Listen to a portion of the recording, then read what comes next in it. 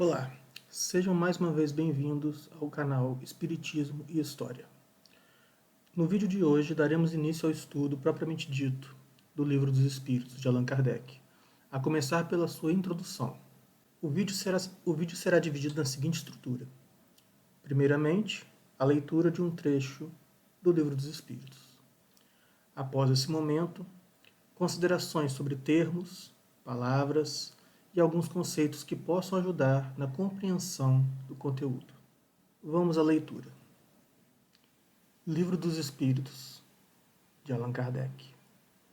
Introdução, item 1. Espiritismo e Espiritualismo. Para as coisas novas, necessitamos de palavras novas, pois assim o exige a clareza de linguagem, para evitarmos a confusão inerente aos múltiplos sentidos dos próprios vocábulos. As palavras espiritual, espiritualista, espiritualismo têm uma significação bem definida. Dar-lhes outra, para aplicá-las à doutrina dos espíritos, seria multiplicar as causas já tão numerosas de anfibologia. Com efeito, o espiritualismo é o oposto do materialismo. Quem quer que acredite haver em si mesmo alguma coisa além da matéria é espiritualista. Mas não se segue daí que creia na existência dos espíritos, ou em suas comunicações com o mundo visível. Em lugar das palavras espiritual e espiritualismo, empregaremos, para designar essa última crença, as palavras espírita e espiritismo, nas quais a forma lembra a origem e o sentido radical, e que por isso mesmo têm a vantagem de ser perfeitamente inteligíveis, deixando para o espiritualismo a sua significação própria. Diremos, portanto, que a doutrina espírita, ou o espiritismo, tem por princípio as relações do mundo material, com os espíritos ou os seres do mundo invisível. Os adeptos do espiritismo serão os espíritas, ou, se assim o quiserem, os espiritistas. Como especialidade, o Livro dos Espíritos contém a doutrina espírita. Como generalidade, liga-se ao espiritualismo, do qual representa uma das fases. Essa é a razão por que traz sobre o seu título Filosofia Espiritualista. Pois bem, para cuidarmos de ter um melhor entendimento do texto anteriormente lido, precisamos cuidar de algumas questões linguísticas. Para tanto, utilizamos o dicionário Michaelis. No primeiro parágrafo do item lido anteriormente, Kardec tem uma preocupação de criar neologismos linguísticos, ou seja, novas palavras para uma aplicação específica à doutrina dos espíritos. Ele diz que os termos espiritual, espiritualista, espiritualismo têm uma significação bem definida. Dar-lhes outra, para aplicá-las à doutrina dos espíritos, seria multiplicar as causas já tão numerosas de anfibologia. Anfibologia, no caso, trata-se da duplicidade de sentido de uma construção sintática, de uma ambiguidade. Essa multiplicidade de sentidos, de significados, seria muito prejudicial a todo o prosseguir do estudo, pois as palavras citadas por Kardec, as quais ele pretendeu evitar, foram utilizadas ao longo de milênios das mais variadas formas, embora genericamente o significado seja muito simples. Pois bem, dando continuidade à nossa consulta ao dicionário Michaelis, e o fazemos para que tenhamos mais clareza na leitura do texto, pois, por mais que nós conheçamos os termos ora empregados, ter um acompanhamento do dicionário é fundamental para evitarmos conclusões duvidosas, conclusões dúbias. Dessa forma, vamos ao termo espiritual. De acordo com o dicionário, espiritual significa relativo ao espírito, que não tem corpo ou matéria, imaterial, incorpóreo.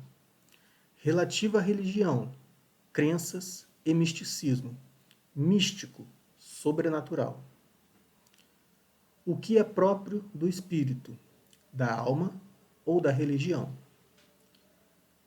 Observem aqui que o dicionário não torna a coisa específica. Ele faz uso de crenças num sentido plural, pois a grande maioria das crenças e religiões ao longo da história tinham um lado espiritual, um lado imaterial, a questão da alma, o místico e o sobrenatural. O dicionário traz ainda algumas informações complementares. Informa que o termo espiritual é o antônimo de carnal, corporal, corpóreo, material. Reforçando o que Kardec disse, que o espiritualismo é o oposto do materialismo. Por sua vez, o termo espiritualista significa que é relativo ao espiritualismo ou aos espiritualistas, que ou quem segue a doutrina do espiritualismo.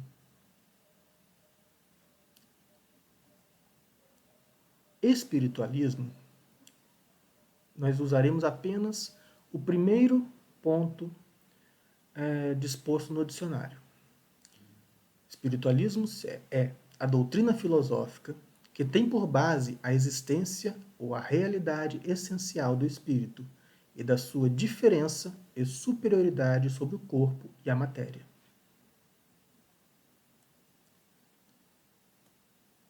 Esses três termos são citados por Kardec. Entretanto, traremos um outro termo que, embora não citado, gera uma série de problemáticas ao entendimento correto da doutrina espírita. Trata-se do termo espiritualidade, que, segundo o dicionário, é qualidade do que é espiritual, qualidade que manifesta ou exerce atividade religiosa ou mística, misticismo, religiosidade, sentimento de transcendência, elevação, sublimidade. Como dissemos, o termo espiritualidade não foi citado por Kardec nesse primeiro tópico, mas podemos atribuir as várias possíveis aplicações da espiritualidade ao longo da história, como manifestações espirituais nas mais diversas religiões ou crenças. A existência dos profetas, durante toda a antiguidade, remontando ao Egito e seus exemplos de profecias de libertação do povo de Israel, ou nas maldições, pode ser trazido como exemplo da espiritualidade. O mesmo é facilmente aplicável após o povo de Israel ter se estabelecido nos reinos de Israel e Judá, através do Deus Yahvé e suas orientações dadas sob a forma de profecia aos grandes líderes de seu povo. Na Grécia, temos as pitonisas, que são sacerdotisa de Apolo, na Grécia Antiga, Pítia, ou ainda na Antiguidade, uma mulher que tinha dom de predizer o futuro. A predição do futuro nos leva a mais um termo não citado por Kardec, mas que é fundamental para entendermos por que o nosso codificador buscou novos termos para o estudo do Espiritismo. Trata-se exatamente da necessidade de se afastar o Espiritismo não da história das religiões, mas da confusão ou pluralidade de significados que esses termos já traziam ao longo da história. No caso, temos o termo necromante, que é aquele que pratica a necromancia, feiticeiro.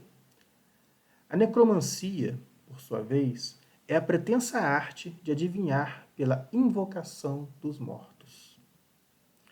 Exercício ou prática dessa arte, e aqui temos um outro ponto, magia com intenções malfazejas. Na antiguidade, era comum a consulta aos mortos, pelos motivos mais variados, desde a mera curiosidade até a busca por pretensas vantagens pessoais ou informações, em tese, privilegiadas. Uma forma de adivinhação do futuro, através dos mortos, que, em alguns casos, eram elevados ao patamar de quase divindades. Talvez por isso, Moisés proibiu, ou mesmo, não recomendou a consulta aos mortos, conforme narrado no livro de Deuteronômio, cujo um artigo sobre as várias traduções bíblicas acerca dessa passagem pode ser lido através de um link deixado na descrição desse vídeo. Na Idade Média, tal consulta era considerada como um dos ramos da feitiçaria, ou da magia negra, ou arte negra.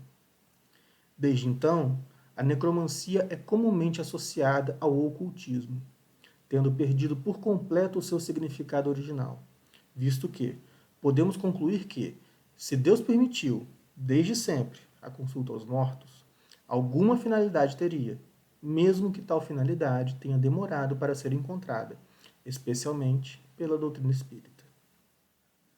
Dessa forma, para finalizarmos a questão sobre a necromancia ou a arte de adivinhar o futuro, muito utilizado ao longo da história,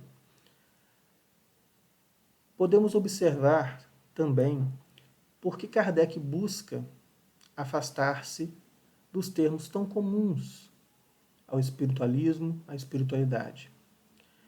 Pois, como veremos adiante, Kardec busca combater de forma séria e precisa a consulta vã, a consulta fútil aos espíritos, a mera curiosidade.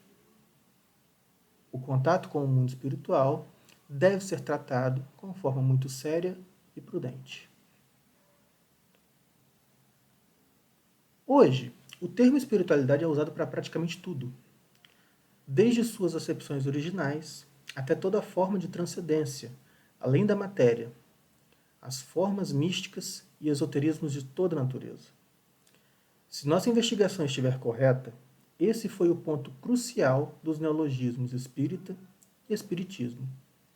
Dissociar a doutrina espírita dos significados aplicáveis ao espiritualismo e, através desses neologismos, trabalhar no aspecto científico e filosófico, na doutrina espírita, de forma independente de tudo que era tido por relação entre o mundo material e espiritual, antes do advento da doutrina espírita.